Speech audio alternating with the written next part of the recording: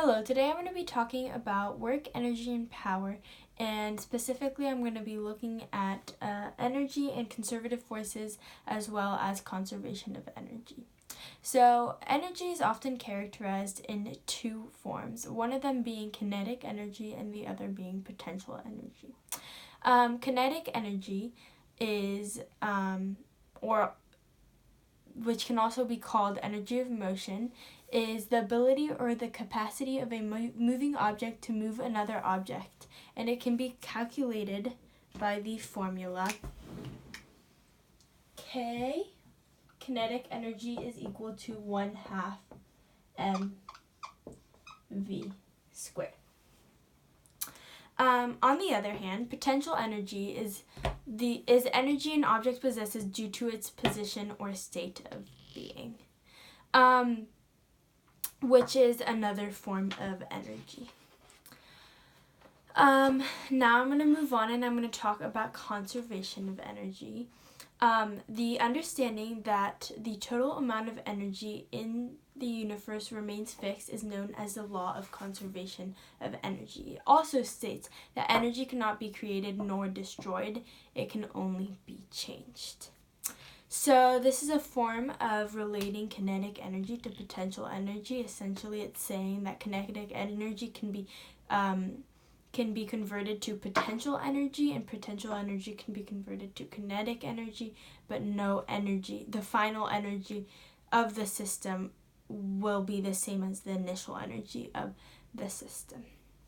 So now I'm going to go ahead and apply these concepts to a real world example.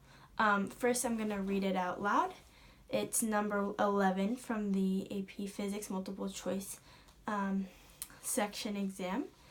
A 2 kilogram object is released from rest from a height of 3 meters above Earth's surface. How much kinetic energy does the object have when it reaches a height of 1 meter?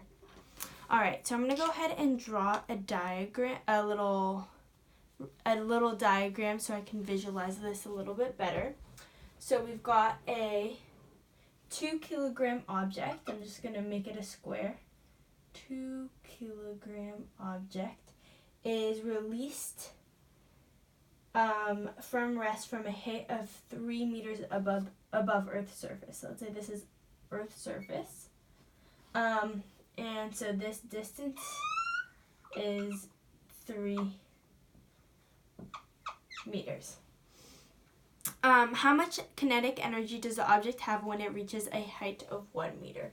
So we can approximate that will be about here. So here the height is 1 meter. So here what we have to do is we have to apply conservation of energy. Oh, something that I forgot to mention earlier is that a formula which is given on the equation sheet for potential energy is U, or potential energy is equal to mg times change in height. So m is the mass, g is the gravitational force, and change in h is the change in height. So we want to look at applying conservation of energy. We know that kinetic energy from the law of conservation of energy, that kinetic energy is going to be equal, just going to write it out so it's a little clearer. Kinetic energy is going to be equal to the loss of potential energy in the final system. Potential energy. So applying the law of conservation of energy, we can go ahead and solve for the potential energy since we're given the mass, we're given the heights, and we're given the change in heights.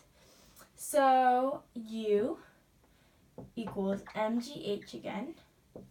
Mg change in h, which is equal to mass, which is 2. Gravitational force is about 10. Change in height is from 3 to 1, so 3 minus 1 is 2. Multiply that together, you get 2 times 2 is 4, 4 times 10 equals 40. And the unit for that is going to be joules. So then we go ahead and we match that with our multiple choice options, and we see that that corresponds to option E. Thank you.